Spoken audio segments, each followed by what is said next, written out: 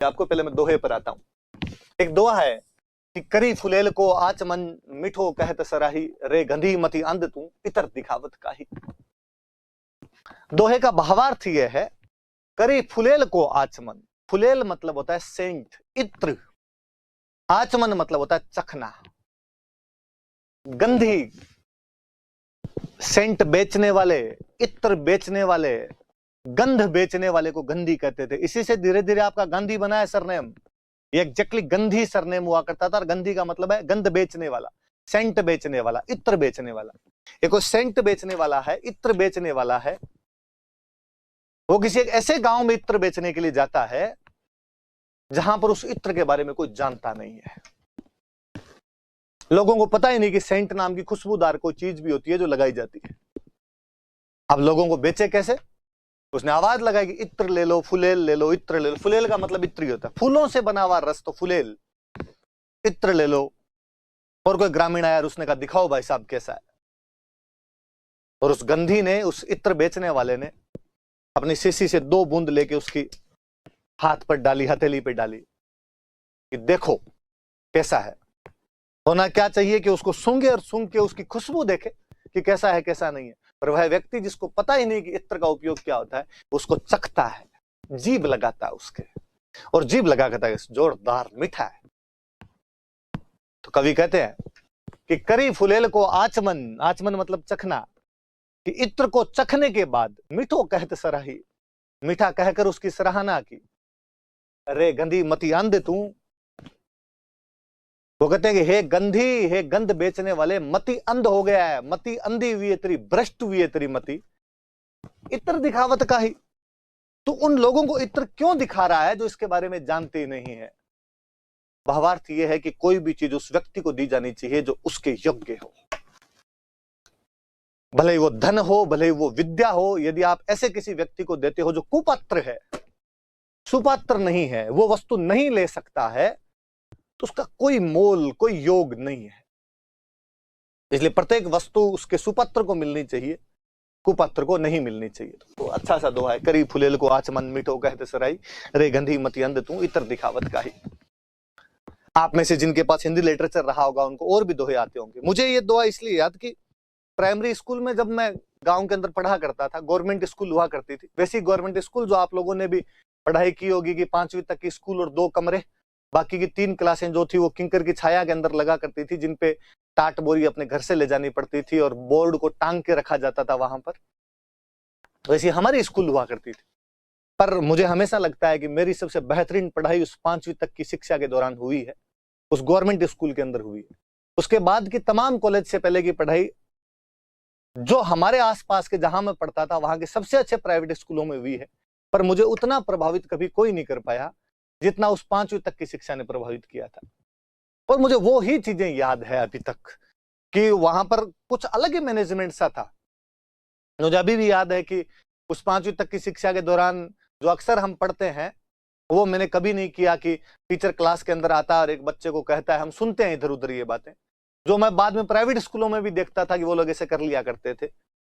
Teacher class में आता है, आगे कहता है कि लखड़ा 7 नंबर चैप्टर पढ़। बच्चा पढ़ना शुरू करता है, 4 पैराग्राफ उससे पढ़ो, बैठ जा, दूसरा खड़ा गया तू पढ़, दूसरे वाला पढ़ता है, फिर चैप्टर खत्म हुआ, फिर बिठा देता है। फिर टीचर जो होता है वो आपके क्वेश्चन आंसर लिख देता है, आप घर पे ले जाके उनको याद कर लेते हो, पेपर के अंदर पूछ लिए जाते हैं। मुझे अभी भी याद है, पहली दूसरी का तो मुझे इतना याद नहीं, तीसरी चौथी 5वीं क्लास अभी भी याद है कि जितने भी टीचर वो आया करते थे उन्होंने कभी भी चैप्टर ऐसे नहीं पढ़ाया, उन्होंने चैप्टर खुद बुक लेके पढ़ाया था, समझाया था, चैप्टर को बताया था क्या है क्या नहीं है, और उसके बाद हमें कहा था कि घर से खुद क्वेश्चन आंसर करके लाना। बड़ी जोरदार हैबिट पड़ी उन चीजों से, खुद जाके मगजमारी करते, उस चैप्टर में से क्वेश्चन निकालने की कोशिश करते। वरना आगे जब प्राइवेट स्कूलों में गए थे तो प्राइवेट स्कूल वालों ने कहा, वहां जो भी टीचर आए थे अच्छे थे वो भी, पर उनका ढर्रा ही वो था शायद उन स्कूलों का, खूब अच्छे टीचर थे, वो शिक्षा भी काम आई है अपने, पर मैं जब तुलना करता हूं तब मुझे लगता है कि फिर उनका तरीका वो हुआ करता था कि तीसरे क्लास का तो वो तीसरे क्वेश्चन का आंसर पेज नंबर 27 देखो, पेज नंबर 27 पे अतः से शुरू करना है, फिर 2 लाइनें नीचे चलो, कहा था यहां तक लिखना है, लगा लो भाई, एक तीर इधर लगाते एक तीर इधर लगाते। ऊपर 2 नंबर लिखते, 2 नंबर लिखते, घर पे जाके जिसका वो आंसर होता वो कॉपी में उतार लिया करते थे। उस सरकारी स्कूल ने हमारे साथ ऐसे नहीं किया। ये तो चलो पढ़ाई वाली सी बात थी, 19-20 का फर्क रहता है। मुझे लगता है उनकी दूरदृष्टि थोड़ी इंसाइट अच्छी रही होगी, बाकियों की इतनी अच्छी नहीं रही होगी अंतर्दृष्टि, इस चक्कर में कुछ ऐसा हो गया होगा। पर मुझे उस 5वीं तक की स्कूल की सबसे अच्छी यादें जो है वो उसकी मुझे प्रार्थना है कि सुबह जो प्रेयर हुआ करती थी, जाते 5वीं तक की स्कूल, हम लगभग 5वीं तक की स्कूल में भी 125-150 के आसपास में बच्चे हुआ करते थे। एक क्लास में 25-30 का एवरेज था। आसपास के गांव में वही 5वीं तक की स्कूल थी, तो बच्चे खूब आ जाते हैं आसपास के गांव के। 5 लाइनें लग गई, पहली, दूसरी, तीसरी, चौथी, 5वीं, बाकायदा कद वाइज ड्रेस एकदम वैसे क्लासें लगती, ऑन टाइम एकदम, सब टीचर्स के साथ में। पहले प्रार्थना बोलते, तुम ही हो माता पिता, तुम ही हो, हे शारदे माँ टाइप की जो भी उस समय प्रार्थनाएं हमें आती थी वो बोला करते थे। प्रार्थना के बाद में वो प्रतिज्ञा बोलते, सभी भारतीय मेरे भाई बहन है, ये आप सब ने भी किया होगा।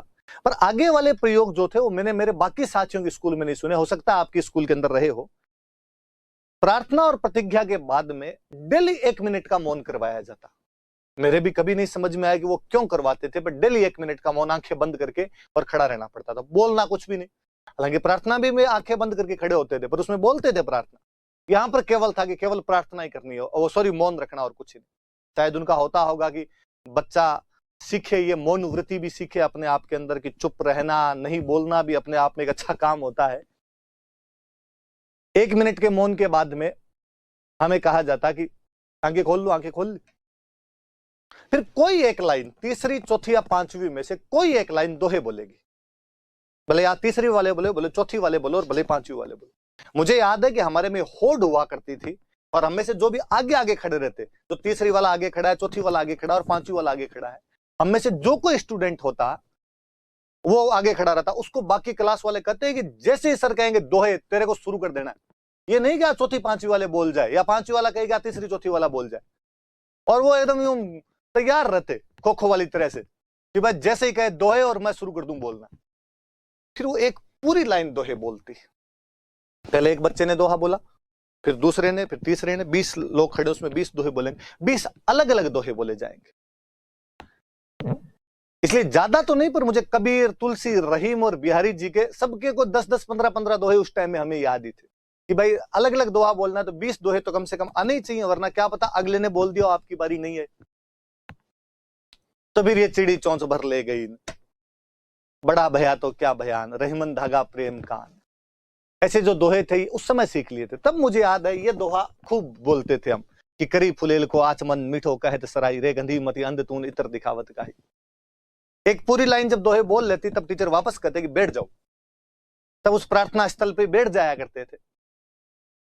फिर आगे एक बोर्ड लगा रहता, जहां सब बच्चे बैठे हैं उसके आगे एक बोर्ड लगाते, टेबल वेबल से जोड़ के उसको पीछे कुर्सी लगा के उस पर अटकाते यूं बोर्ड को। उस बोर्ड पे कोई एक दोहा लिखा हुआ रहता, डेली नया दोहा। ये 5वीं क्लास वालों की जिम्मेदारी थी कि तुम एक दोहा डेली यहां पे लिखोगे।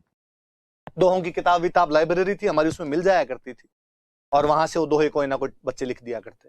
फिर जितने बच्चे बैठे हैं उनमें से कोई खड़ा हो और उस दोहे का अर्थ करो। पहली दूसरी के बच्चे तो क्या करते, पर तीसरी चौथी 5वीं वाले और बेसिकली चौथी 5वीं वाले जो थे उस दोहे का अर्थ करते। जैसे यही लिख दिया, करी फुलेल को आचमन, तो जैसे मैंने अभी अर्थ बताया ऐसे हम अर्थ करते। बाकायदा अलग अलग बता के अर्थ करना पड़ता है। फुलेल का मतलब इत्र, आचमन का मतलब जो होता है चखना, सराही का मतलब प्रशंसा करना, गंधी मतलब इत्र बेचने वाला, मतिमंद मतलब कम बुद्धि होना, इत्र मतलब अतर हो गया या इत्र हो गया, करते। फिर इसकी एक एक लाइन का अर्थ करते कि कवि क्या कहना चाहते हैं। और कम से कम डेली 15-20 बच्चे ऐसा हम किया करते थे कि उसका अर्थ बोलते। तो जो इसमें एक्टिवली पार्टिसिपेट करते उनके तो दोहे अच्छे होते, उनके अर्थ भी अच्छे होते, उनकी हिंदी भी अच्छी होती। जो पैसिव रहते थे और जो अर्थ नहीं भी करते वो कम से कम 15 बार उस दोहे का अर्थ सुनते तो सही। फिर हमारे जो भी टीचर आगे खड़े रहते उनमें से कोई एक टीचर उस दोहे का एग्जैक्ट सटीक अर्थ था वो बताता। भाई बच्चे थोड़ा बहुत गलती कर देते बताने के अंदर इतनी, या इसका भावार्थ क्या होगा हमें पता नहीं होता था कि इसका अर्थ, हम तो अर्थ करते इसका एग्जैक्टली भावार्थ क्या है, कवि ने ऐसा क्यों बनाया दोहा, उसके बारे में और बताते। 5 साल तक का ये ट्रीटमेंट है। मुझे अभी भी वो सरकारी स्कूल बहुत अच्छी लगती है। जब भी मुझे कोई कहता है कि सरकारी स्कूलों में पढ़े, वहां पर पढ़ाई नहीं हुई, तब मुझे लगता है कि नहीं यार, हमारे वाली सरकारी स्कूल में बहुत अच्छी पढ़ाई हुई थी। मुझे आज भी याद है कि 1997 में कल्पना चावला जब पहली बार अंतरिक्ष में गई थी, हमारे साइंस पढ़ाया करते थे, विमला बिश्नोई मैम हुआ करते थे, उन्होंने उसी दिन क्लास के अंदर लिखवाया था कि आज कल्पना चावला अंतरिक्ष के अंदर गई है। किसी तीसरी क्लास के बच्चे को उसी दिन का करंट याद हो, इससे ज्यादा बेहतरीन बात मैंने कभी नहीं देखी होगी। वो अखबार में, रेडियो पे कहीं सुन के पढ़ के आए होंगे और उन्होंने बताया कि बच्चों तुम्हें पता है आज ऐसा ऐसा हुआ है। हम कितना जानते कितना नहीं समझते होंगे, पर वो घटनाएं मुझे कई छोटी छोटी अब भी याद आती है। आप भी अपने आसपास में, यदि आप सरकारी स्कूल के जितने टीचर हो, प्लीज ऐसे प्रयास किया करो। ये पर्सनालिटी डेवलपमेंट है बच्चों का अपने आप में। तो ये बिहारी जी वाला दोहा मुझे याद है। फिर लो, ये तो